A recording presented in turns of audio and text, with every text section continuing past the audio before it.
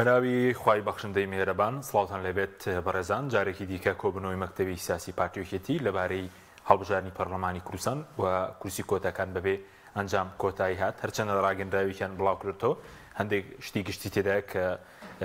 لێک تێگەشتنی ئەرێنیان هەبوو هەندێک بابەتی تریان هەڵگرتەوە بۆ کۆبنەوەی دیکە و لە هەمان کاتیشدا لەسەر داواکاری فراکسیۆنی پارتی بەبێ ڕەزامەندی ڕێواز فایق سەرۆکی پەرلەمان و بەبێ ڕەزامەندی فراکسیۆنیەکێتی وابڕیارە سبەی کۆمیسیۆنی هەڵبژارنەکان کارا بکرێتەوە کە ماوەی 3 ساڵ و 5 مانگە وادە یاسایی بەسەر چووە لە بەرنامەی ئەمڕۆ سەرەوە دەکەین بۆچی پارتیۆکێتی لەسەر هەڵبژاردن لەسەر کورسی کۆتاکان ناگەن بە ئەنجام بۆ کاراکردنەوەی کۆمیسیۆنی هەڵبژارنەکان بە زۆرینە لێکەوتێکی دەبێت و هۆشداری نێودەوڵەتیانەشکان بۆ ئەنجامدانی هەڵبژاردنە هیچ کاریگەریەکیان دەبێت و وابڕیارە 24 مانگەش جارێکی دیکە دادگای فیدرال لەسەر درێژخستنەوەی تەمەنی پەرلەمانی کوردستان کۆبنەوەیکی دیکە ئەنجامدا لەسەرەوەش هەر قسە دەکەین لەگەڵ هەرێک لە بەڕێزان عادنان عوسمان ئەندامی پێشووی پەرلەمانی کوردستان لە ستۆدیۆ هەروە لە هەولێرەوە شوان ڕابەر ئەندامی ئەنجومەنی باڵای کۆمەڵی دادگەری سوپاسی ئامادەبوونتان دەکەین کاکات نامە خێربێنێک لە بەرزستانەوە دەست پێ بکەین دەمێت سەرنجی بەڕێز بزانەوە لەسەرەوەی کە کۆبنەوەی زۆر دەکرێت لە بینی پارتیۆکێتی هەر دەڵێن کۆبنەوەکانمان ئەرێنیە و ناگەن بە ڕێککەوتنیش هۆکارەکەی چی بەتایبەتی لەسەر کورسی کۆتاکان پێکاتەکان سپاس کاکە وڵی جاخۆی کۆمنتی سەرەکی ئەوەیە کە ئەم هەموو کۆبنەوە بۆچی ینی بوونی ئەم هەموو کۆبنەوە حزبیانە لە بینی حزبەکان لە کوردستان ئەو حزبانەی کە لە حکومەتە بەشدارن لە پەرلەمانە بەشدارن لە مؤسساتی تریشە بەشدارن حکمەتەکەی چییە؟ یعنی ئەکرێت نمونەیەکمان پێ بوترێت لە وڵاتێکە لە وڵاتەکاندا کە حزب ئەوەنە کۆ بێتە لەسەر هەموو تەفاسیلەکان ینی مەسەرەن بۆ نمونە حزب بکرێت لە ڕێگای فراکسیۆنەکانی لەسەر مۆزوعی بودجە لەسەر مۆزوعی یاسایە فراکسیۆنەکان کۆ ببنەوە و گفتوگۆوانە بکەن بەڵام لە درەوەی پەرلەمان و حکوومەت و مؤسسات و ئەمانە ئەم دوو حزبە ساڵانێکی دوور و درێژە ینی لە 91ەوە کە ئێستا پابڵێن باسی کۆنتر نەکەین بەردەوام خەریکی کۆبوونەوەن ینی ڕای گشتیشیان هەموو ڕایکێشا بە لای خۆیان کۆبوونەکانان ئەرێنی بوو نەرێنی بوو سلبی بوو ئیجابی بوو وەکەوەی کە تر هیچ مؤسسە و هیچ شەرعێتێکوانەیە نەبێت حزب ڕازی بوو ئیشەکان ڕاتە پێشەوە حزب ڕازی نەبوو ئیشەکان ناڕاتە پێشەوە ئەمە کێشەیەکە کە کێشەیەکی وجودیە لە نێو حزبی کوردیدا کە یعنی هیچ بایەخێکی ئۆتۆ بە مؤسسات و کاری مؤسساتی نادا بۆیە پنا بۆ وئیلا مەسەرەن لە غیابی نەبوونی دامەزراوەیە کە حزب هەموو جار کۆ بێت و لەسەر هەڵبژاردن لەسەر داهات خۆ تۆ فراکسیۆنەکەش حزبیە وەنی ئەندامی حزبن کادری حزبن مفروض وایە ئەو شتانی کە لە ڕێگای فراکسیۆنەکە تۆ بێ لە ڕێگای تیمی حکومەتەوە بێت بەڵام تۆ لە دەرەوەی هەموو ئەمانە دیت کۆبنەوەکەی دواتر ئەم کۆبنەوەانە تعلیمات ئەنێرێ بۆ هەیئاتەکانی ترەوەمانە ئەمە ئیشەکە نەکەر ئاڵۆزەکە بەڵکو ئیشەکە زۆر بێنرخەکات ینی وجودی کارکتەرەکانی هەر حزبێک لە نێو مؤسساتەکاندا زۆر بچووکەواناکە ئەمە دیوێکێتی دیوە خراپەکەی کاک حەکیم بمبورە دیوە خراپەکەی خراپترەکەیشی ئێستا ئەوەیە کە جاران یانەوت کۆبوونەوەی مەکتەبی سیاسی هەردوو حزب ئێستا هەستەکرێت یعنی خودی مەکتەبی سیاسیش ئەو ڕەونەقە و ئەو قودرەتەی جارانی نییە بۆ بڕیاردان ینی حسمی کێشەکان بکات مەکتەبی سیاسی چۆن بنەوە فراکسیۆنەکان کۆ بنەوە یان تیمەکانی تر کۆ بنەوە ئەگەن بەشەن خاڵێک وڵێن ئەمە ئەیخێنە بەردەستی مەکتەبی سیاسی سیاسیش ئەوێ دواتر بیخاتە بەردەستی کەسی یەکەمی هەردوو حزب من لە زۆر مناسبەی ترا باسم کردو ئەگەر یەکێتی و پارتی بە جدیان بێت کە من گومانم لە جدیەتەکە هەیە بۆ گەیشتن بە نەتیجەیەکی تەواو هەڵبژاردن لە کاتی خۆیان بکرێت و لە وادەی خۆیان بکرێت ئەگەر بە جدیان بێت ئەبێ کۆبنەوەکانی لە ئاسی باڵا بێت لە ئاسی کەسی یەکەمی هەردوو حزب بێت کەسی یەکەم و دووەمی پارتی کەسی یەکەمی و دووەمی یەکێتی مەکتەبی سیاسی تەوان لەگەڵ زۆر ڕێزم بۆ کەسایەتەکان زۆر بێدەسڵات بووە لە هەردووگە ینی لە هەردوو حزبەکە لە زۆربەی حزبەکان بەڵام بە دەرەجەیەک لە یەکێتی و لە پارتیا مەکتەبی سیاسی ئێستا هێزێکی ینی ئەو هێزە کاریگەرە بڕیار بەدەستە نییە کەسی یەکەم و دووەمی حزبەکان ئێمە مەسەڵەن ناو پارتیا معلومە ناوی کەتیشە معلومە و ڕێگری چێکە کۆ لووتکەی کۆبنەوەی لووتکە ناکرێ ڕێگریەک لەوانەیە هەر ڕێگرێکارەوە بێت شخصی و گرەی دەرونی و چییە کرێ دەرونیوانە نییە خۆی بیمان ئەم ماوەیە تەشەنوج و فەرتەنەیەکیان کرد لە بینی سەرۆکی وەزیران و جێگرەکەی و دوایشێکیان بینی و پێکەنین و قسەی خۆشیان بۆ یەکترە کردوانە گرەی دەرونیوانە نییە بەڵکو نانەوێ بگەن بە نەتیجە یعنی ئەوان کۆ ببنەوە ئیتر کەسی لە پشتەوە نییە تۆ هەڕەشەی پێ بکەی ینی بۆ نمونە مەکتەبی سیاسی مەجالی تایە بڵێ ئێمە ئەم ڕێکەوتنی کە ئێساییکەین بەڵام خۆ ئەبێ بخینە بەردەمی جەنابی سەرۆک و جەنابی سەرۆکی حزبەکانمان بزانوان دوا بڕیاریان چیەوەوانە ینی فلتەرێکی ترماوە بەڵام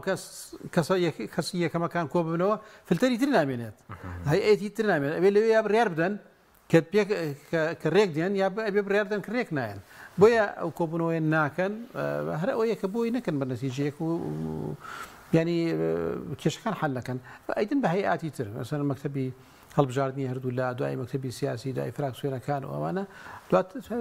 ئەسڵی مۆزوعەکەش هەموو ماتەڵەکردنە لە پێناوی یەک قزەی ئەساسیدا ینی با بڵێن تایتڵی سەرەکی عنوانی سەرەکی ئەم قۆناغەی ئەم ڕۆی هەرێمی کوردستان ئەنجام نەدانی هەڵبژاردنە یا بە وشەیەکی سیاسی تر بڵێم ترسە لە هەڵبژاردن لایەکی دیش خۆی با من وەکو ڕۆژنامە نووسی قسە بکەم بەجیا لەوەی کە با بڵێن خۆم لە ناخی خۆمە میل بە کوێ بم یا کوێنە بموانە بەڵام بە دەرەجەیەکی کێتیە بەڵام پارتیش هەر بە هەمان شێوە بە دەرەجەیەکی کێتیە بڵێ ئەوەی هۆکارەکەی چییە؟ هەردووکیان ئەزانین چۆن کاک حەکیم تۆ بێنە بەرچاوی خۆت ئەم دوو حزبە کە منافسیان نەبووە ینی بۆ نمونە مێکێتی سەرباری ئەوەی کە گۆڕان بۆ هەموو کارکتەرانە بە کاکنۆشیروان و بە هەموو ئەو برادرانەی ترەوە بە هەموو ئەو زەخمە جەماوەری بەقوتەوە یانی یەکێتی هەر وەکو هێزێکی گرنگ و کاریگەرەوە مایەوە یا هێزێکی ئەساس بوو لە کوردستانە و لە حکوومەت و لەوانە پارتی بە هەمان شێوە تۆ ئێستا بینە بەرچاوی خۆت لە پرێکدا لە هەڵبژاردنە یەکێتی لە سلێمانیە هێزی یەکەم نەبێت هێزی دووەم بێت دەنگەکانی پاشەک شەکەشکەوە ئەگەر عنوانی هەڵبژاردنەکانی عێراق بکەین بە نمونە ڕێژەی بایکۆت و ناڕزایەتی خەڵک بکەین بە نمونە ئەمە ینی کۆمەڵی معتەیاتی هەیە لە هەولێر تۆ بینە بەرچاوی خۆت پارتی هێزی یەکەم نەبێت لاو شاری هەولێرە لاو پایتەختە یعنی ئەمە کێشەیەکی بەتایبەت بۆ دوو حزب کە هەموو کۆمەلگایان لەسەر خۆیان و لەسەر باڵی خۆیان وێنان کردەوە بۆی ئەمە نەختی قورسە لەسەر کورسی پێکاتەکانش دێمە خزمەتت کاکشوان سوپاسیان بە دەبوونی بەڕێزش دەکەم دەمەوێت سەرنجی بەڕێزش بزانم لەسەر ئەو لەمپەرانەی کە ئێستا لە بەردەم هەڵبژاردنەیە چ لەمپەرێک دەبین ئەو هەموو کۆبوونەوەی دەکرێت بە تایبەتی لە بینی پارتی و یەکێتی ناگەن بە ڕێکەوتن و بە تایبەت ئێستا گرێکە لەسەر کورسی پێکاتەکانە کە پارتی دەوێت بایەک باز نەبێ بڵێن یەکێتی دەیەوێت دابەش بکرێ. بەێ بەناوی خۆی بەخشدەی میهرەبان زۆر سپاس بۆ جەنابەت کە حەکیم طبعاً ئەو کۆبوونەوانەی کە دەکرێت بەڵگەیە لەسەرەوەی کە کێشەگەلێکی زۆر لە مابینی پارتی و یەکێتی هەن بۆیە کۆبوونەوە دەکەن جا ئەگەر کێشەش هەبی وە کۆبوونەوەش هەبی خۆزگا کۆبوونەوەکان کۆبوونەوەی بەرهەمدار بن بەڵام بەداخەوە زۆربەی کۆبوونەوەکان کۆبوونەوەی بێبەرهەمن یا بە مستەڵەحی سیاسی نەزۆکن بەو مانایی کە نەتیجەیەکی دڵخۆشکەر و ئەو تۆیان نییە هەڵبەتە بۆ ئیعلام وا پیشان دەدەن لە بەلاغی کۆتایی کە ئەمەل ببەخشنەوە کە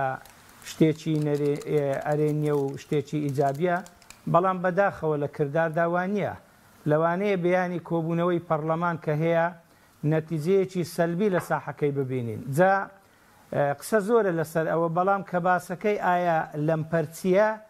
لە بەردەمی کۆبوونەوەکان لە بەردەمی چارەسەر نەکردنی کێشەکان تاکە لەمپەر ینی تێگەیشتن و فەهمی سەرکردایەتی یا دەسەڵاتدارانی پارتی و یەکێتیە بۆ ئەو پرسانە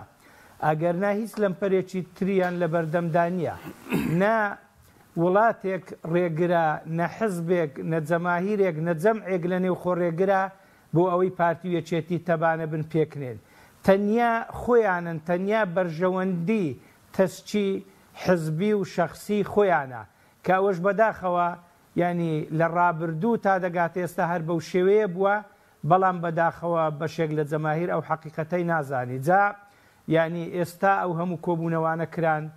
بۆ نمونە ماوەیەکە ینی تیمی حکومی یەکێتی بەشداری لە کابینە ویزاری داناکە وا تەوسیف و پێناسە دەکرا ئەگەر بێت و ئەو تیمە بگەڕێتەوە کۆبوونەوەکان هەموو شتەکان چارەسەر دەبی خۆشبەختانە تیمەکە گەڕایەوە و دەست بە کۆبوونەوەکان کرا لە خیلالی چەند ڕۆژێکی کەم دوو کۆبوونەوەی مەکتەبی سیاسی کرا کۆبوونەوەی سەرۆک فراکسیۆن کرا کۆبوونەوەی دەستگای هەڵبژاردنیان کرا کە بەداخەوە تا ئێستا لەسەر شتێک پێک نایەن کە یەک شتە ئەویش مەسەلەی کورسی کۆتاکانە ئەدی ئەگەر دیان شتی ئاوایان لە مابینی بی یعنی چۆن دەتوانن پێک بێن جا ئەوە بەڕاستی پێناسەی خۆیان پێ دەکەن. باشە بەس چارەسەر بۆ کورسی پێکاتەکان چییە؟ ئێستا شەڕی هەردوو لە پارتی یەکێتی لەسەرەوەی کە دابەش بکرێ بۆ نمونە پارتی چەمبەرە یەکێتی چەند بەرێ ئەی چارەسەرە ڕاستەقینە کەسێ بۆ کورسی پێکاتەکان؟ هەڵبەتە لە ڕابردوو چەند کێشەیەک هەبووینە لەسەر مەسەلەی هەڵبژاردن لە مابینی حزبەکان کە مەسەلەی فرە بازنەی و یەک بازنەی و چەند بازنەی بووە و مەسەلەی سجل و تۆماری ئێرە و بەغدا بووە و مەسەلەی دەنگدانی تایبەتی و گشتی بووە و مەسەلەی کۆتاکان بووە و هەروە هەندێک لەو شتانە بەڵام خۆشبەختانە هەندێک لە حزبەکان ینی تا ڕادەیەک لەسەر هەندێک شت ڕێککەوتن بەڵام ئێستا یەکێک لەو شتانەی کە جێگای خلافە لە مابینی هەندێک لە حزبەکان لەگەڵ پارتی بە تایبەتی لە مابینی پارتی و یەکێتی مەسەلەی کۆتاکانە. پارتی وای پێ باشە کە کۆتاکان کۆتاواتە هی پێکاتەکان هەر یازدەیان هەر هەمویان لە زۆنی زەربی واتە لە سنووری پارتیبی لە ژێر ڕچێفی پارتیبی لە ئەوە هەولێر و لە دۆک دەرنەچی بەڵام یەکێتیش ئەوەی بە حەق خۆی دەزانی دەڵێ ینی تورکمان و مەسیحی ئەو پێکاتانە لە سلێمانیشان و لە گەرمیان بە ڕێژەیەکی زۆر زیاتر هەن ئایا بۆ دەبێ 11 کورسی تەنیا لە منتیقەی پارتیبی بۆ لە منتیقەی یەکێتیش دابەش نەکرێت جا یەکێتی مەبەست پێ ئەوە نیە بڵێ یعنی لە منتیقەی من بۆ من بی دەڵێ با لەو منتیقەیەش بی با تەنافوس و پێشبڕچێ بکرێ حزبەکانی تریش بتوانن ینی عفوەن حزبە مەسیحیەکان و حزبە تورکمانەکانیش بتوانن ینی نوێنەری خۆیان بەدەست بێنن و دووربی لە فشار و لە کادیری حزبی و لەو شتانە بە هەر حاڵ چەند ساڵی ڕابردوو ئەو 11 کورسەی کە هەبووە پارتی پێی خوڕیوە بەو مانایی جارجارە باسی لە بەکارهێنانی زۆری نەکردووە پەنابرنە بەر زۆرینە ئایا پارتی بە چ زۆری نییە ئەگەر 45 کورسیشی هەبێ بەڵام بە 11 کورسیەکەی کە دەکاتە نیوەزایدیەک یعنی کە بەڕاستی ئەوە بۆ پێکاتەکانیش خراپە شتێکی باش نییە کە بچنە ناو هاوچێشەی ململانەیە لە مابینی پارتی و یەکێتی و حزبەکان ئەوان پێویستە دەوری خۆیان ببینن حقوقی خۆیان بەدەست بێنن مەحفوظکەن نەخوا نەخواستە ببنە بەشێک لە ململانێکە وەکو ئەمە لە ڕابردوو بینیمان بەرامبەر بە کۆمەڵی دادگەری کاتێک کە پەرلەمانتارێکمان حەسانەی لەسەر هەستێنرا ینی ئەوان یعنی مؤەید بوون دەنگدەر بوون بۆ ئەوەی حەسانەی لێ بستێنرێتەوە کەواتە دەبنە بەشێک لە قەزیەکە بەڵام ئەگەر بۆ خۆیان بێلایەن بن هەموو حزبەکان بە چاوی ویقارەوە بە چاوی ڕێز و تەقدیرەوە تەماشیان دەکەن ئەو مۆرکیان بەسەردا ناسەپێ کە بڵێن وەڵاهی ئەوانە هەندێکیان زیاتر کادیری حزبین یا تەمثیلی حزبێک دەکەن یا دەور بۆ حزبێک دەجێڕن یعنی پێویستە بەڕاستی خۆشیان ئەوە قبول نەکەن چونکە ئەگەر بێت و وابەستەی حزبێک بن جا وابەستەی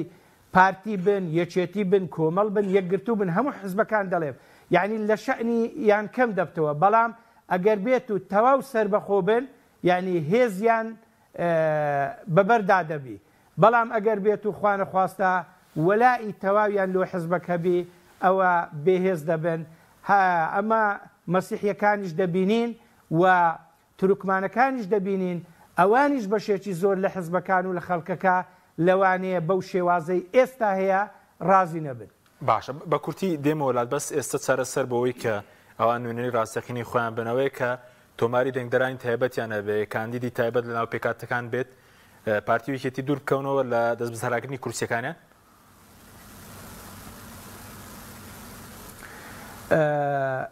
خۆی تا ئێستا ئەو قەزیە لە مابینی یەکێتی پارتی ساف نەبووە هەردووچیان زۆر لەسەر سوورن بە تایبەتی پارتی وەکو تێبگەم پێم وانە بێتە ژێرباری ئەوەی کە دابەش بکرێن بەسەر پارێزگاکاندا و هەندێک لە حزبە تورکمانی و مەسیحیەکانیش دەڵێن ئێمەش پێمان ئاساییە ئەگەر تەنیا لە هەولێر و لە دهۆک هەبن و مەسەلەی تۆماری تایبەتیش ئەوەش یەکێکە لە خیارەکان و لە ئۆپشنەکان ئەگەر بێت و تۆماری تایبەتیان هەبی بەڕاستی ینی حقیقەتی ژمارە و نەسەمە و ئەوانیان تا ڕادەیەکی زۆر بەدەر دەکەویتن. بەڵێ دێمەوە خزمەتت کاک ئەدنان دەمویستەرنج بەڕێز بزان بەسەر کورسی پێکاتەکان خۆش لە پەرلەمان بووی ئەزمون هەیە لەگەڵ پێکاتەکان بەفعلیان مرتە بەشێک لە ئەو ململانەیە هەن ملولیانەی کە لە پەرلەمان هەیە لە بینی حیزبەکان پارتی وێکێتی چی بکری بۆ ڕزگار بنە دەستی حزب ئەو پێکاتانە کە خۆشیان ڕەنگە دیگری دەستی حزب بن خۆی ئەو قسانە ئەوەندە ئەکرێت کە ئەوان پێکاتەکان بوونە بەشێک لە دەسڵات و ئەمانە بەڕاستیانی خەریکە وێنەی پێکاتەکان و بەشداریان لە پرۆسی سیاسی لە کوردستانە ناشرین نەکرێت چونکە پێکاتەکان هاوڵاتی دەرەجەیەکن لە کوردستانەوە مافی خۆیانە ئەوە نەخێرە نەمەکرومەیە بەرامبەر بە پێکاتەکانەکرێت و ئەوەی کە من ئەماوەیە بیستمە من پێشتر ئەو زانیاریم نەبوو پودی یەکێتی نیشتیمانی کاتی خۆی پێشنیازی کردووە لە 5 بکرێ بە 11 پێنج کورسی بوو لە 2009 نەبوو لە 2009 زیاد کرا بە 11 کورد لەسەر پێشنیازی یەکێتی بۆ خۆیان باسییان کردن ماوەی وازن کاقوبات بوو خۆی ئەماژەی بۆدا کەەوە پێشنیازی جنابی مام جلال بۆ بەڕەحمەت بێت ئەوەی کۆتاکان ڕاستەکەی بیانووە وەشین نییە ئەوەی کە ئەم شینەی کە ئێستا کرێ شین نییە بۆ کۆتاکان شینە بۆ حسەی بۆ محاسس بۆ دووشتە یەکەم بۆ دابشکردنی وەلای کۆتاکانە بۆ زیادکردنیکی ینی با بڵێن ناقانونی کورسەکانی خۆیانە پارتی وێکێتی و دووەمیشی بیانوویەکی حازر بەدەستە بۆ دواخستنی هەڵبژاردن ئەم کێشەیە بۆ پار نەبوو بۆ پێرا بۆ لە هەڵبژاردننی ڕابردووان نەبوو بۆ پێشتر نەبوو لە پڕێکە بۆ مۆزوعی کۆتاکان بوو بەم قەزیە گەورەوەمانەیە ئەمە خاڵە ئاساسیەکە ینی کێشەکە لەسەر کۆتا نییە ئەوەی کە پێویستە بە خودی کۆتاوە دوو خاڵ هەیە کۆتا پێش هەموو شت حتمما ئەبێت تەمسیلی مکەونەکەی خۆی بکە نیە پێکاتەکەی خۆی بکە بەرژەوەندەکانیان کێشەکانیان لە ڕووی کەلتوریەوە لە ڕووی بەشداری سیاسی ینی ناتوانین بڵین نایکات بەڵام ینی خۆ مەفروض وایە ئەمە بەشێک بێ لە مەهامەکانی ئەمە بەشێک هەمووی نییە وەکوتە ئەوان ئەندامی پەرلەمانن ینی بۆ هاوڵاتی کوردستانن ئەکرێ پێویست شەکات لە هەموو کێشە گرنگەکانی تری کۆمەلگا قسە بکەن بەڵام خاڵێکی گرنگ کە لە مۆزوعی کۆتا بە حکمی کۆتا کەمایەتیە لە کۆمەلگاکە و ئەو کۆتایی کە پێدرێ بۆی ئەو کەمایەتی حزوری هەبێت و نوێنەری هەبێت لە پەرلەمانی هەر وڵاتێکدا بەعام وەکو حاڵەتێکی سایکۆلۆژی سەیری بکەیت کۆتا زۆرتر پابەندە بە زۆرینەوە یعنی ئەرەوە نییە بڵین کۆتاکان ئێستا ئێمە یەکسەر بڵین کۆتاکان سەر بە پارتین یا کۆتاکانی سلێمانی سبینێ سەر بە یەکێتین کۆتا بە حکمی کەمایەتیە ئەوە کەمایەتیش پێویستی بە حیمایەکردنە پێویستی بۆیە موسسە لای کێ بێت مؤسسەی چەکداری مؤسسەی پۆلیس محکەمە دەسڵاتی زۆرینە کابینەکە لای کێبێت ئەو تابعی ئەو دەسڵاتە بێت ئەمەش شتێک نییە تەنها لە کوردستانە یا لە شوێنێکی تر لە هەموو وڵاتەکانی ترە کەمایەتیەکان بۆ حیمایەکردنی خۆیان بۆ پاراستنی خۆیان ناچارن پەنا بۆەوە بن بۆیە ڕاستیە ئێستا حەق نییە تۆپەکە بخرێتە هینی کەمایەتیەکان و کەمایەتی بکرێ بە کێشە من پێم وانیە بە هیچ شێوەیە کێشە بێت و ئەسڵەن پێم وایە کێشەیەکی زۆر مستەنەع طبعا من زۆر لەگەڵ ئەوەم کە مەسیحی لە هەموو شوێنەکانی کوردستانە بەشدار بن یعنی احتکار نەکرێ بۆ تەنها بۆ عینکاوە بۆ فڵانشن مەسیحی سلێمانیش و مەسیحی کۆی ئەوانش بەشدار بن تورکمانە بەشدار بێت لە هەموو شوێنەکان کە ئەگەر حزوریان هەبێتەوە بەڵام ئەمە ئەکرا گەر نیەتەکە جدیە و علاقی بە پێکهاتەکان و بەشداریان هەیە لە وەکو هاوڵاتیکی پلەیەکی وەکو هەر هەمومان مەفروض وا بۆ ئەم مۆزوعە لەگەڵ UN تەنسیقامە لەگەڵ یۆنامیە ئەمە لە فەتەسیم باوان بکرایە تا ئێوە خۆتان دێن داتاکانیان جیاکەنەوە دابەشی کردبوو بڵێ ینی پرۆژەشیان هەبوو ئەوە بوو ئەم مەلەفە تەسلیم باوان بکرایە بەڵام لە ڕاستیدا ئەم مەلەفێکی مستەنەعە مەلەفێکی حەقیقی نییە نە بازنەکان ناوەی کە کوردستان یەک باز نەبێت یا 4 باز نەبێت و نە مەلەفی کۆتاکان هەیە ئەم دوو مەلەفە هیچی مەلەفێکی حەقیقی نییە مەلەف بیانووە بۆ هەڵبژاردن ئەگەر بۆ کورسی کۆتاکان بۆ خۆی بێت بۆ ئەوەیە بڵێ شەریکێتی بۆ کورسی کۆتاکان بۆ خۆی بێت شەریکێتی بۆ یەک هەڵبژاردن نەکرێت شەریکێتی پارتی بە دەرەجەی یەک بۆی هەڵبژاردن نەکرێت زانی ئەگەر ئەم فشارە نێودەوڵەتی نەبێت کاک حەکیم ئەم فشارە نێودەوڵەتیە و ئەم قسەکردنەی راسخارت و کێوکێ ئەوانە نەبێت ئەم دوو حزبە هیچ مشکلەیەکی هەرسێکیان ئەوانەی کە ئێستا کابینەکە هیچ کێشەیەکیان نییە هەڵبژاردن لە 2022 ناکرێت با 26 ناکرێت با 24 25 26 کێشیان نییە چۆن ئەنجومەنی پارێزگاکانمان بینیوە بە ئارەزوی خۆیان نیەکەن یعنی مۆزوعێک دواخستنی هین ئەسڵەن خۆیان پێوە گرتووە زۆر ناڕەحەتە بنەگەر هەڵبژاردن لە کاتی خۆیان بکرێت هەڵبژاردن لە کاتی خۆیان تەنها ئەگەر دیموکراسیت یەک بەڵگەی هەبێت ینی با بڵێن یەک فاکتەر بێت یا یەک فاکت بێت مۆزوعی هەڵبژاردن لە کاتی خۆیان چکە ڕێزگرتنە لە ڕای خەڵکی ڕێزگرتنە لە مؤسسات ڕێزگرتن لە دەساو دەستکردنی دەسڵاتەوەمانە کە تۆ بڕات بەوە نییە ماناتە ڕێز لە مؤسسات ناگرین مانەت بەزوکوپارتیمارەکەت نیە سەور لەگەڵەوەدانی لە کوردستان دابش بکرێ کوسی پێکاتەکان بەڵام لە عێراق یاسای هەڵبژاردن هەموار کرایەوە خۆی لەگەڵەوەدا بووە کورسی بۆنەمە پێکاتەکان دابش کراوە بۆ کەرکوو دانراوە بێ بازنەیەک بۆ هەولێر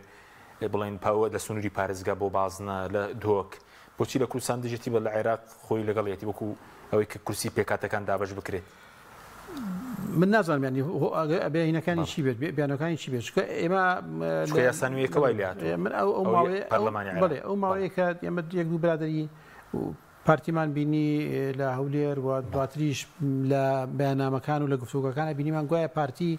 نەکێشەیە هەیە بۆ بازنەکان نەکێشەیە بۆ دابشکردنی کۆتاکان ئەمە وەکو ڕسمی بەڵام ژێر بەژێر لەگەڵ کۆتاکانە قسەیە کراوە چ تەنسیقێ کراوە یا پیان وتراوە ئێوە ڕازی مەبنەوەوانە من باسم کرد ئەمە لەفات لە سەرەتاوە تەسلیم بە یۆنامی بکرایە بیان وتە ئێمە ئامادەین هەر بڕیارێک ئەوان بیدەن ئێمە پابند دەبین بۆ بڕیارەوە و پێکهاتەکان خۆیان بڕیار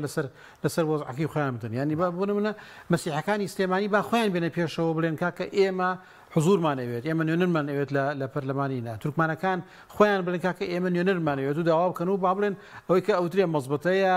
نیە ئیمزاکۆکردنەوەی هەر شێوازێکە خۆیان بێنە پێشەوە نەک ئەوەی حزبێک وەکو مەکرومە بێت بەس لەبەرچی لەبەرەوەی بڵێ منیش با دوو کورسی کۆتام بەرکەوێت لەم دابشکاریە یانزەکەی بەس بۆ پارتیە چکە ئەمە بەڕاستی ڕێز پێش هەموو شتێ ڕێزنەکردن لە پرۆسی دیموکراسی ڕێزنەکردن لە ئیرادەی کۆتاکان لە حضوری کۆتاکان سپاسەکەم دوای لەسەر پێکاتەکان ببوورە بەڵێ لەسەر کۆمیسیۆنیش کارەکردنەوەی دێمە خزمەت کاک شوان سەبارەت بە کۆمیسیۆن وا بڕیارە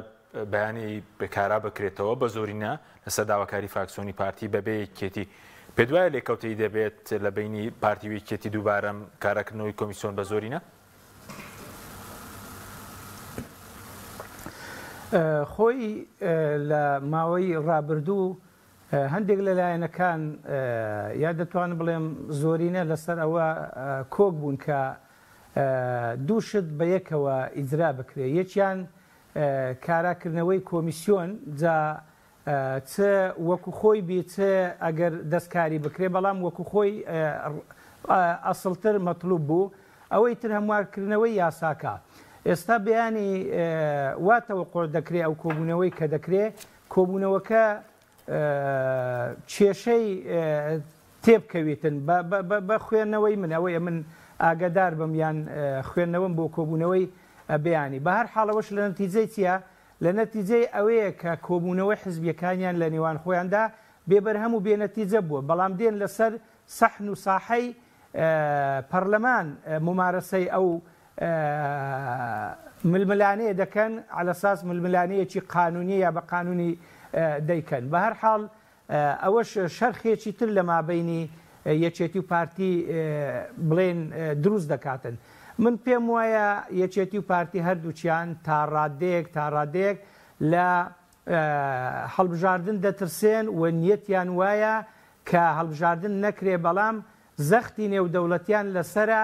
بۆیە دەبێ بیکەن کە ناشیکەن لە ئەنجەتێک دەگەڕێن دەیانەوێ هەر یەکە و خەتاکە سوچەکە پاڵداتە لای ئەستۆی ئەو بەڵام لە ئەنجەتێکی قانونی دەگەڕێن ئیدی ئەگەر بێت و بەیانی کۆبوونەوەی پەرلەمان نەکرێ و کێشە تێبکەوی احتیمالە دیسان کۆبوونەوەکانی بینی پارتی وێچێتی یعنی شەرخی تری تێبکەوی و زیاتر لێک دوور بکەوێتەوە باشە هیچ پێ ئەم هەوڵی پارتی بۆ کاراکردنەوەی کۆمیسیۆن بە زۆرینە هیچ پەیوەندێکی بە دانیشتنی دادگای فیدراڵیەوەیە کەوا بڕیارە 24 ئەم مانگە دووبارە دانیشتنێکی دیکە بکرێ و ڕەنگە بڕیار بدا بڵێ دەستوریان درێژ بکرێتەوە سیناریۆ جیاواز بۆ دانیشتەکەی دادگای فیدراڵی دەکرێت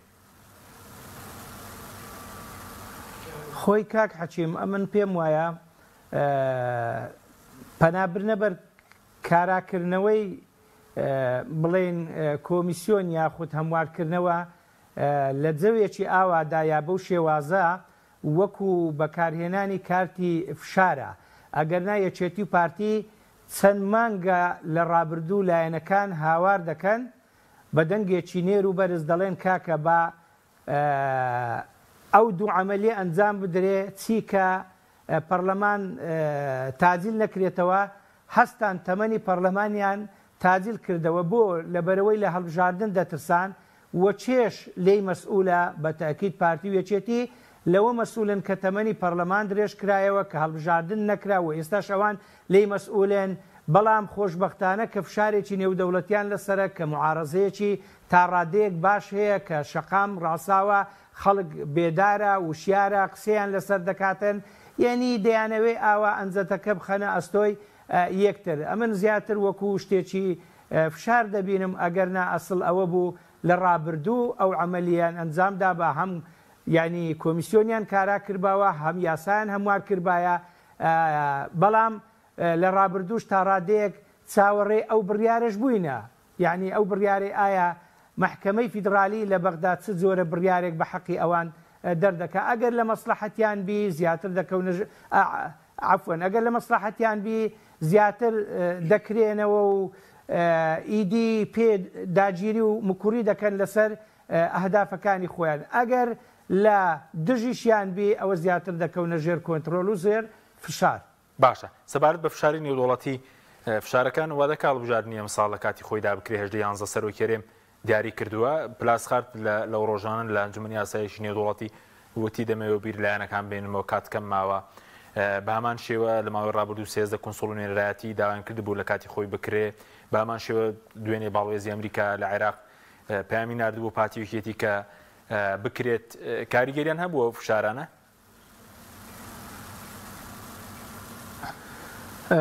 خۆی بە تەکید تا ڕادەیە کاریگەری هەیە ئەگەر کاریگەری نەبی بەڕاستی ئەوان بە تەمای هەڵبژاردن نەبوون و نینە و ئێستاش هیچ لەمپەرێک لە بەردەم هەڵبژاردن نییە تەنیا ململانێ و خواست و بەرژەوەندی نێوان پارتی و یەکێتیە ئەگەر ئەوان ینی تەنازول لە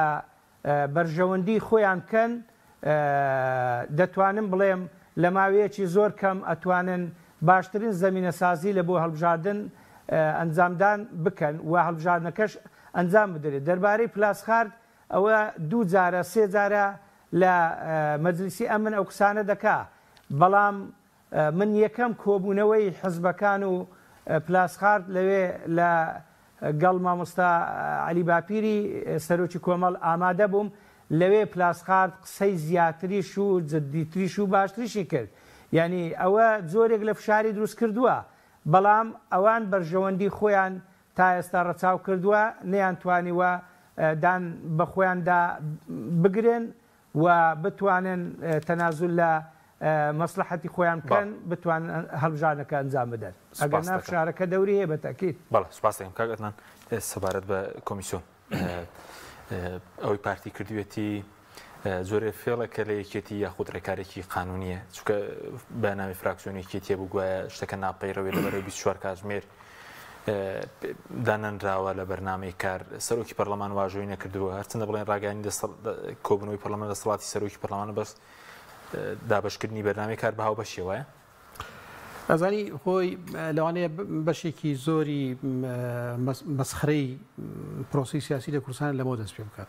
ئەماوەیە کۆبوونەوەیان کردووە یعنی ڕێککەوتون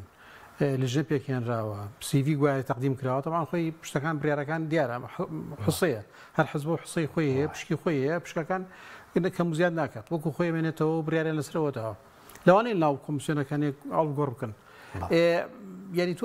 ینی دوای ئەم هەموو کۆبوونەوانە و ئێمە نەتائیجی باشمان بەدەستێناوە و تەفاوماتی باش کراوە و ئەوانە کراوە یەکەم خاڵ مۆزوعی کۆمیسیۆنە چکە بەبێ کۆمیسیۆن تو ناتوانانی هیچ هەنگایەک هەڵبژاردن بدەیت ئەمە گرێکیۆرەکەیە وایە دانیشتێکی پەرلەمان بکرایە بە ئامادەبوونی یەکێتی و پارتی لایەنەکانی تریش ئەوانەی کە حزوریان هەیە ناو کۆمیسیۆنەکە بۆی کۆمیسیۆنەکە تەشکیل بکرێت جارێ مۆزوعی کۆمیسیۆن مۆزوعێکی ئیجرائیە جیاوازە لە مۆزوعی یاساکە و لە کۆتا و نازم لە بیانەوەکانی تر ئەمە کۆمیسیۆن ئەبێ هەیئەتێکت هەبێت ماوەکەی بەسەر چووە یا ئەبێ هەیەکی تازە تشکیل بکەیت یانە ئەمە هەیئەتە نەقسی تایە پریەکەیتەوە و متمانەی پێێتی و بجارێکی تر طبعاً هەمووی کارێکی خراپە چکە ئەو هەیئەی کۆمیسیۆنە هەیئێکی زۆر سەرف حزبیە ومحاصصة حزبية وای گۆڕانکاری تیا بکرێن نەکرا بەهەرحاڵ کە نەشکراوە کێشە نییە بەڵام وایە یەکەم هەنگاوی ئەم دوو حزبە نەک ئێستا نەک سبەینە ئەبای مانگی پێش ئێستا و 2 مانگ و 3 مانگی پێش ئێستا و ساڵی پێش ئێستا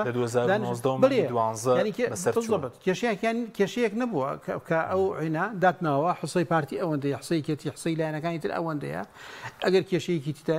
ئەتەوێت کۆمیسیۆنێکی تر تشکیل بکەیت تشکیلیکە ئەگەر ئەوێ بدەیت سوڵتەی قەزایی بیدا ئەگەریشنا ئەبێ متمانی پێ بدەیت لە پەرلەمان تاخیرت کردووە هیچ بیانوویەکی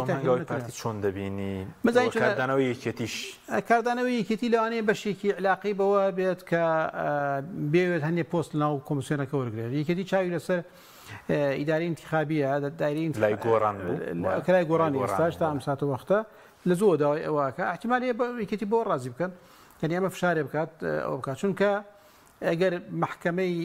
محکەمەی فدرالی بڕیار بدەکە ئەکید دەبێت بۆ بڕیار بداکە ئەم درێژکردنەوەی پەرلەمانە درێژکردنەوەیکی زۆر ناقانونی و دەستوری و ئەوانەیە و یا لەوانەیە ئەو پەری وەکو خاڵێکی هین میانە ڕەوانە باوەڵێن معتەدل بڕیارێکی ئەوە بڵێ بۆتان جارێکی تر درێژیکەنەوە لەو حاڵەتە ڕاستی دارەکە دەگرێت زای چۆنە لەو حاڵەتە ئەگەر کۆمیسیۆنە لە کوردستانە کۆمیسیۆنەکە نەبێت و پەرلەمانیش شرعەتی پێ نەدرێت بۆ شرعەتی باتڵ بکرێتەوە ئەو کاتێ بە کۆمیسیۆنی عێراق بکات یەکێتی پارتی لە ئێستا ئامادە نین چونکە هەڵبژاردننی ڕابردوو ئەوەی کە عێراق کردی کۆمیسیۆنی عێراق کردی تا حدێکی زۆر نەزاهەتێکی زیاتری تیا باش ناڵێ گزی و دزیتیانەکرا بەڵام باشتر بوو کاری پارتی چۆن دەخوێنیتەوە هەنی کە پەنای بردە بەر زۆرینەوە بڕێرە سپەی ئەمە بکات دوو دیوە دیوێکی ئەوەیە کە پارتی تر لەوانەیە چاوەڕێی کەتی نەکات دەرفەتی زۆری چکە ئێستا تەئیدێکی نێودوڵەتی هەیە تەئیدێکی عێراقی هەیە تا ئەسێک لە شەقامی کوردستانیشە خەڵک ئەڵێ هەڵبژاردن بکرێتەوە هەڵبژاردن ئەبێن بکرێت هەموو لایەنەکان کە کۆ بنەوە دوو قۆڵی و 5 قۆڵی دەقۆڵی تاکید لەسەرەوەکەنەوە لەم حاڵەتەی ئەمە لەوانەیە دافعی بۆ پاپشتێکی بەهێزوێ بۆ پارتی بۆەوەی چیتر چاوەڕێیەکێتی نەکات بڕۆ هەنگاوەکان ئەگەر بمورەوە خاڵی ئینی یەکەم باشە و دووەمەکەشی ئەوەی لەوانەیە یەکێتی لە ئێستادا بێوێت فشارێ بخاتە سەر پارتی بۆ ئەوی هەنێک هینی خۆی ینی هەنێک دەستکەوت بەدەستبێنێ ناو خودی کۆمیسیۆنەکە چونکە هەردوویان کێشیان لەسەر ترکیبەی کۆمیسیۆنەکە نییە یعنی ئەم کۆبوونەوە بۆ نەکرێت بە ئسبەینی هەردوو لایەن نەیان کرد نەیکەن یعنی مانگی پێش ئێستاش بۆ نەیان کردووە یەکێتی ئەسڵەن بیانەکەی چییە بۆ ئەوی نەڕات بەشداری لەو کۆبوونەکە من تێناگەم لەوە ئەم کۆمیسیۆنە مۆزوعێکی ترە چۆ تۆ بێ کۆمیسیۆنێکت هەبێت ئەکرێ هەفتەی داهاتوو ڕۆژی داهاتوو بۆ یاساکەوەوانە گفتوگۆ بکرێت و یاسایەکی تر پێشکەش بکرێت کە ئەوش دواکەوتەوە بەڵام کۆمیسیۆن هەیەیەکی ئیجرائیە مەفروض وایە ئیشەکانی خۆی بکات ینی بیانون نەبێ بەڵام بەشێکیشی علاقی بەوە هەیە بەشێکی علاقی بۆی ئەمڕۆ تاخیریەکەم بۆ سبەینێ بۆ مانگی تر بۆ هەفتەی تروانە بۆی سبەینی ئەگەر کۆمیسیۆنیش تشکیل کرا کۆمیسیۆن بڵێ من ماوەکەم بەسەر چووەوە چکە ئێستا ویستێک هەیە لەوەی کە هەڵبژاردن بخرێتە ساڵی داهاتوو گوایە مانگی سێش احتمالێ بەهۆی ڕەمەزان و ئەو جەژنەوە و شتانەوە بخرێتە مانگی 4 و 5 ساڵی داهاتوو بەم سەرەتا باسم کرد یەکێتی پارتی ئەگەر ئەو فشارانە نەبێت نایکەن هەر هەڵبژاردن ناکەن بڕۆیان باڵبژاردنیە ینی پەرلەمان گرنگی و ئەهمیەتی پەرلەمان چییە بۆم دوو حزب کە ئێستا ئابینین مەکتەبی سیاسەکان دانیشتن بڕیارەدەن بکرێ نەکرێتە لەسەر کۆمیسیۆن ناتوانن ڕێکەون کە کۆمیسیۆن هەیئەتێکی وەک باسم کرد هەیئەتێکی ئیجرایی ئەبێت تشکیل بکرێت لێکەوتەی بر سەر بین پارتیەکەی چکە تازە ئاژبوونەتەوە بە حساب قوبات هەڵبانی مەسروور بازای ئەمەی کۆمیسیۆن ئەزانی کاک حەکیم کاک قوبات 6 مانگ بایکۆتی کۆبنەوەکانی کرد خۆی و تیمەکەی لە پرێکا ڕۆیشتەوە نەزانیمان هۆکاری ئەسلی بایکۆتەکە چییە نەشزانیمان بۆچی ڕگەڕاوەتەوە چۆن گەڕاوەتەوە ینی وردەکاریەکانی ناڕزایەتەکان و اعتراضەکانی چی بووە دەرکەوت هیچی ئەسڵ و ئەساسی نییە ئەوە ئێستاش یعنی ئەم هەم ڕۆژە کۆبوونەوەکەن وڵێن هەنگاوی باشمان ناوەوە هەنگاوی ئەرینە چەند خاڵێکی بچووکمەوە لە پرێکە تەمەشاکەی تا هەمووی تێکەدەن بەسەر یەکە یعنی نەکەر ئەوەی مویەک بەبینیانە ئەڵێ لۆریەکش بەبینیانە ئەڕات هەندێک جار وای لەکەنەوە هەندێک جار نزیکیەکەنەوە کە ئینەما دوو حزبی دەستەخوشکن ئەمە کێشەیەکی مزمنی یەکێتی و پارتیە هەر کاتێ بیانەوێت ئەیگەنە حافەی ئەزمە قەیرانێکی گەورە هەموو کۆمەلگاش مەشغوڵەکەن بۆ ئەوانەوە بەڵام بۆ ئەجندایەکی وازحی خۆیان ئەوەیە کە تەسەڵوتی ئەم دوو حزبا بەسەر کوردستانە بمێنێتەوە لێکەوتەکەی لەناو پەرلەمان لە دەرەوەی پەرلەمان ئەم دوو حزبە وایان کردووە ساڵەهای ساڵە نظامی حکومڕانیان والێ کردووە ئەدەواتەکان و بورغۆکان و ئەوانەیە خۆیان نەبێت کەسی تر نتوانێت ئەوە بکات ینی کۆمەلگایان واوێ ناکردووە لە سەری خۆیان ینی پاشەکشەیەک بۆی لە پلەیەک بێ بە پلە 2 یا پلە 3 بۆ ئەو پێ وایە مەرگە ئەو لە پرۆسەیەکی دیموکراسیە نابینێتەوە کە پیاچونەوە بە خۆی بکات بە سیاستەکانی بکات بە هەڵەکانی بکات بۆچی جەماوەر عقوبەی داوە بۆچی جەماوەردنگی پێ نەداوە نا ئەو ئێوێ بەردەوامی یەکەم بێت یعنی بە کوردەکەی بە عشارێکی خۆمان ئەڵێ هەڵبژاردن بە شەرتی چەقۆ ئەم هەڵبژاردنەکەم بەوەی کە من لە منتیقی خۆمان دەنگی یەکەم بم هەموو بەڵێ وەکۆتا ینی هەڵبژاردن لە کوردستان هەم دوو حزب بە شەرتی چەقۆیکەن بە شەرتی چەقۆ بەو مانایەیە کە ئەو نفوزەی پێشتر هەیە بووە بێ بمێنێتەوە جا لێرە کۆتایەک ڕاکێشێ بۆ لای خۆی لەوێ ئەوەیە کا گزی و دزیەک یعنی سیاستەکان بەم شێوەیە نەک سیاستێک کە علاقەی بە مؤسسات و دام و دەستگاوانەوە بێت کاکشوان چوار خولەکشمان ماوە بۆ جەنابەت سەبارەت بە دەستەکارکێشانەوەی پەرلەمانتارانی کۆمەڵ سبەی پەسەند دەکرێت دەستەکارکێشانەوەکە خوازیارە ئێوەن بە زووی پەسەند بکرێت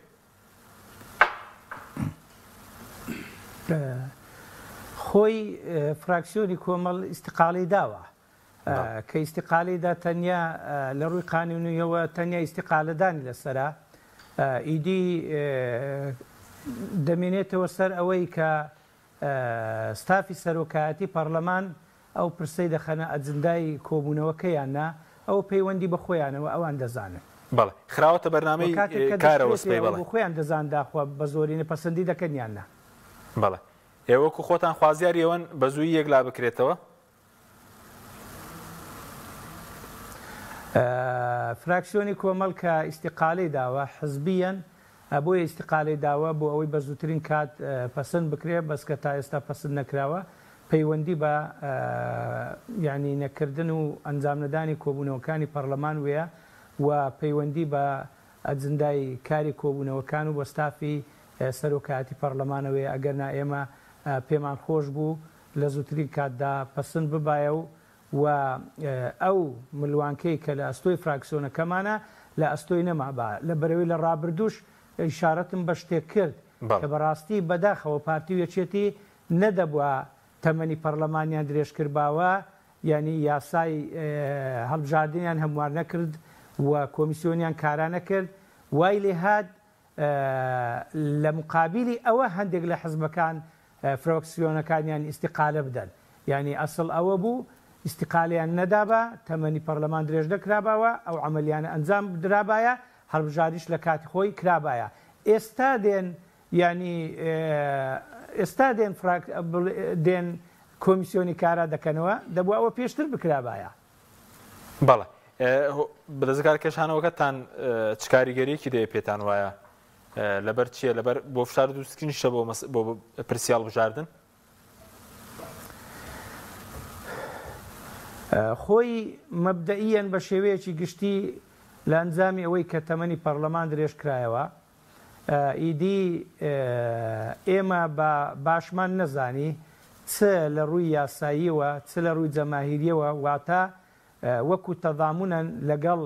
ڕای جەماوەر کە فراکسیۆنی خۆمان بە نوێنەری خەڵکێک لە هەرێمی کوردستان دەزانین لای کەمی بە نوێنەری دەنگدەرانمان ئەوانەی کە دەنجیان پێداوین لە پەرلەمان بمێنین ئەوەی کەماشین یعنی هەوڵی خێرمان داوە لە وێندەرێ بۆ ئەوەی یعنی هەندێک کار و چاکسازی بکرێتن نەتیجەی پەرلەمان بەرەو باشتر بڕوە بەڵام کاتێک کە بێهیوا بووین بێ ئەمەل بووین ئیتر حزبیان پەنامان بردە بەر ئەوەی کە ئیستیقالە بدەین هەڵبەتە ئەو ئیستیقالیەش بەڵێ لە پێناوی خەڵکە و بۆ خەڵکە و لەگەڵ خەڵکە ئەگەرنا لەوانەیە لە ڕووی کۆمەڵێک ماف و امتیازات ینی فراکسیۆنی کۆمەڵ زەرەر بکە لەوانەیە حزبیەن لایەنە دەسەڵاتدارەکان بە تایبەتی پارتی کە حکوومەت بە دەستپارتیەوەیە و سەرۆکایەتی پەرلەمانیش یا زۆرینەی پەرلەمانیش بە دەستپارتیەوەیە لەوانەیە پێیان خۆش نەبی پێیان باش نەبی یعنی وابزانن ئەوە لە دژی ئەوانە نەخێر لە دژی پارتی نەبووە لە دژی عملیەک بووە کە بە نایاساییمان زانیە بە ناپەسندمان زانیە ئەو تەجیری ئەو عملیەمان لە دژی خەڵک زانیە بۆی ئێمە تەدامونن لەگەڵ خەڵک بە پێویستمان زانیە کە ئیستیقالە بدەین پێشمان خۆشە لە بەیانیەوە پەسند بکرێت سوپاسان دەکەم زۆر سوپاس بۆ بەرەزان کاکشوان ڕابەر ئەندامێن جوێنی باڵای کۆمەڵی دادگەری و کاک عەدنان عوسمان پەرلەمانتاری پێشوو سوپاس بەوەی بینێرانی بەڕێز سوپاس بە هاوکارانم خواتان لەگەڵ